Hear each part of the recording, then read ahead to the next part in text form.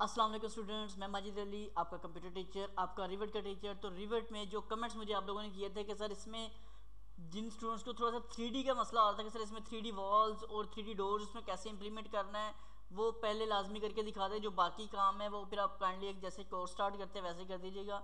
तो वैसे तो मेरा हर काम स्टेप बाय स्टेप मैं स्टार्ट करता होता हूँ, लेकिन एक स्टूडेंट थे जिनको काफ़ी ज़्यादा ज़रूरत थी इस चीज़ की। ये वीडियो उसके लिए मैं बना रहा हूँ ताकि आप बाकी लोगों को ये समझ आ जाएगा इसमें काम बाद में कैसे होना है, और उस स्टूडेंट की थोड़ी सी ज़रा हेल्प हो जाएगी, तो इससे ज़रा आसानी हो जाएगी काम करने में।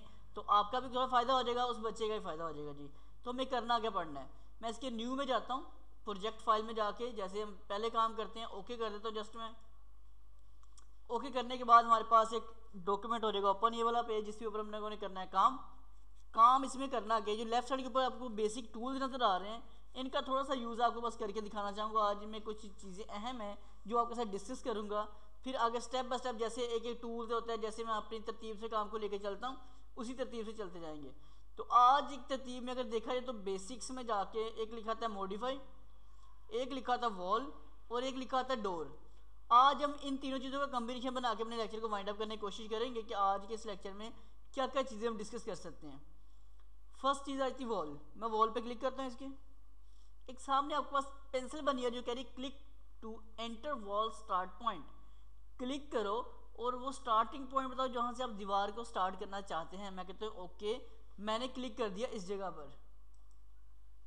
जैसे ही मैंने क्लिक किया, अब आप इसकी डायरेक्शन देख सकते हैं, जिस डायरेक्शन में आपको लाइन लगानी है, साथ वो एंगल पीछे बना आ रहा है, किस एंगल पे आपको ये लाइन लगानी है, मतलब दीवार बनानी है, वो आप फैसला यहाँ पे कर सकते हो। और ये आपकी 3D दीवार बनाई जा रही है, ये 2D सिंगल लाइन नहीं है, ये आपकी 3D दीवार बनाई जा रही है। अच्छा, मैं फिलहाल क्या कर लेता हूँ, ये मैं आपके सामने लगा क्या तो यहाँ पर आके सामने नीचे लिखा रहा है 29। अगर आपको थोड़ा जूम करके दिखा सकूँ, अगर नज़र आ जाए तो ये आप देख सकेंगे। अब इसकी पैमाइशें आपको साथ नज़र आएंगी। तो मैं यहाँ पे आता हूँ 35 पे मैं क्लिक कर देता हूँ। सपोज राइट साइड पे देखिएगा जो 27 है, 27 पे क्लिक किया मैंने जी। ऊपर आ जाता हूँ फिर से मैं 35 पे मैंने फिर से क्लिक किया, और अगर आप साथ डॉटेड लाइन देख सके ब्लू कलर की, वो बता रही है कि आप बिल्कुल इसके स्ट्रेट सीध में आ चुके हैं। अब आप क्लिक करेंगे तो आपका काम बराबरी पे आ जाएगा। मैंने बराबरी पे क्लिक किया। अब इस लाइन को मैंने इसको ख़त्म करना है, तो मैं अगर स्केप का बटन दबाता हूँ तो ये स्केप हो गया। अगर मैं वैसे एक साइड पे करके दिखा रहा हूँ, अगर कोई लाइन आप लगा रहे हों और अगर आप इसको स्केप करने के लिए राइट क्लिक करेंगे और कैंसिल पे क्लिक करेंगे, तब भी ये लाइन वहाँ पे स्टॉप हो जाएगी। ओके, अब मैं थोड़ा जूम ज़रा नॉर्मल कर देता हूँ इसको। अब जो मॉडिफाई टूल है उसका सहारा लेते हुए मैं इस पर क्लिक करके इसको डेल कर सकता हूँ। मॉडिफाई काम है, जो चीज़ें आप ड्रॉ कर चुके हो उस टूल के थ्रू आप किसी ऑब्जेक्ट की सिलेक्शन कर सकते हैं। जैसे भी मैंने सिलेक्शन करके डिलीट किया जी। अब ये जो 2D सा नज़र आ रहा है, इसको 3D व्यू में अगर हमें देखना पड़े तो अगर थोड़ा सा ऊपर आप आओ तो यहाँ क्या लिखा आता है 3D, और लिखा आता है डिफ़ॉल्ट 3D व्यू। हम इस पर क्लिक करके देखते हैं कि वाकई कुछ ऐसा फ़र्क पड़ा है। जैसे ही मैंने इस पर क्लिक किया तो आपको ये ऑब्जेक्ट 3D नज़र आना शुरू हो चुका होगा, लेकिन अभी लाइनिंग नज़र आ रही है, इसके अंदर फील कलर नहीं आ रहा। यहाँ क्लिक किया तो कोई फ़र्क नज़र आएगा, यहाँ 3D का 3D नज़र आ रहा है। अब एक ऊपर मेन्यू आ रहा है, इसका नाम है व्यू। आप व्यू में जंप करते हुए यहाँ आओगे तो ये कुछ अपने पास सेटिंग है जो उन्होंने जो शॉर्टकीज़ें प्रोवाइड की हुई है। मैं WF पे क्लिक करता हूँ, मतलब WF लगाया तो यह है वायर फ्रेम, मतलब अब आपको इसके ऑब्जेक्ट के आर पार भी नज़र आ रहा होगा अगर आप चेक कर सकेंगे तो। अब मैं दोबारा वहीं जाता हूँ व्यू, और अब अगर मैं हिडन, HL का मतलब है हिडन लाइन, इस पर क्लिक कर दिया, देखिए आपको ये नीचे वाली लाइनें नज़र आ रही हैं। जैसे ही मैं हिडन लाइन पे क्लिक करूँगा तो वो नीचे वाली लाइनें गायब हो जाएंगी, इसके आर पार नज़र आना स्टॉप हो जाएगा जी।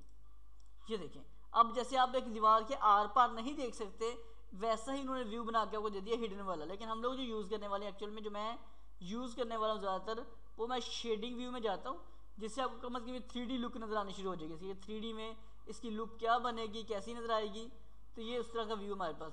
शेडिंग विद एजेस, इससे करोगे तो जो ऊपर एजेस आपको नज़र आते हैं लाइन के, द्वारा देखते हैं ज़रा, इसमें आता हूँ शेडिंग में क्लिक करूँगा, जस्ट सिर्फ शेड आ रहा है। जो ऊपर ये लाइन जैसे अभी सिलेक्शन करते हुए नज़र आती हैं, हाईलाइट होती हैं, वो वैसे नज़र नहीं आ रही होती। लेकिन अगर आप व्यू में जाके इसके करते हैं शेडिंग विद एजेस, तो आपको ये इसके एजेस नज़र आने स्टार्ट हो जाएंगे।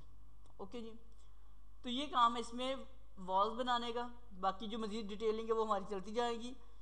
दूसरा जो आपको इशू था इसमें लगाना है वॉल, के अंदर डोर, तो आप डोर पे काइंडली क्लिक करें। जैसे इसके ऊपर लेके गए दरवाज़ा देखिए आपका बिल्कुल साथ साथ आना शुरू हो जाएगा। जहाँ आप क्लिक कर देंगे दरवाज़ा आपका वहीं पे पेस्ट हो जाएगा। अब दरवाज़ा आपको कहता है एक और लगाना है, मैं राइट क्लिक करके इसे कैंसिल कर सकता हूँ, मैं एस्केप भी कर सकता हूँ। तो उस कमांड से मैं बाहर आ जाऊँगा। एस्केप किया तो मैं इससे बाहर आ चुका हूँ, मेरे पास ऑटोमेटिक वाइट कलर का जो एरो वो नज़र आ रहा होगा। और ये इसमें दरवाज़ा लग चुका है। दरवाज़ा कितने डिस्टेंस पे लगा है उसका फैसला आप कर सकते हैं इसी में रहते हुए। आप इस पर दरवाजे पे क्लिक करें। जैसे ही क्लिक करेंगे तो वो आपको बता रहा है कि दरवाज़ा आपका 11 फुट इधर और 16 फीट इधर से अप्लाई हुआ है। मैं कहता हूँ इधर 16 पे क्लिक करता हूँ। मैं कहता हूँ इधर 16 नहीं होनी चाहिए, इधर तो 10 फीट की जगह रहनी चाहिए। 10 लिख के एंटर करता हूँ मैं, तो उसने इधर 10 फीट के फासले पे यहाँ आ चुका है, उधर 17 चला जा चुका है। ठीक है, तो ये आपका कुछ कॉन्सेप्ट आ गया, आपको कुछ आइडिया हो गया होगा इसको कैसे। मुझे इसके साथ इधर क्लिक करता हूँ, इसकी हाइट आ रही दरवाजे की, मैं इसे अगर 9 करके एंटर करता हूँ तो उसको नीचे से कितनी जगह पे फिट करना है वो स्टैंडर्ड, क्योंकि हमारा 7 होता है, उसने उसी बेस पे काम करता जा रहा है। आपका क्लिक किया 9 को जो है मैं वापस 7 पे ले जाता हूँ, तो प्रॉपरली वो जस्ट 7 के ऊपर लाके आपको सेट कर देगा। तो ये आपको थोड़ा सा आइडियल लेक्चर दिया गया 3D का, रिवेट में जो काम होने वाला है, होने क्या वाला है इसमें एक्चुअल में काम। ये कुछ हद तक आपकी हेल्प करेगा आज का लेक्चर, और मज़ा भी आएगा आपको ये सीखने का। आई होप, मैं यही उम्मीद करता हूँ आपको ये लेक्चर सीखने का मज़ा आएगा क्लास में। अगर आप इंजीनियरिंग फील्ड में हैं या अपने आर्किटेक्चर फील्ड में, तो आपको काफ़ी फ़ायदा होगा इस चीज़ का। तो अगर ये वीडियो आपको अच्छी लगी है तो इसको लाइक कर दीजिएगा, दूसरों तक शेयर ज़रूर कीजिएगा। चैनल पे फर्स्ट टाइम आए तो चैनल को सब्सक्राइब ज़रूर कीजिएगा। मैं मुलाकात करूँगा नेक्स्ट वीडियो में। तमाम स्टूडेंट्स को मेरी तरफ से अल्लाह हाफिज़, बाय बाय।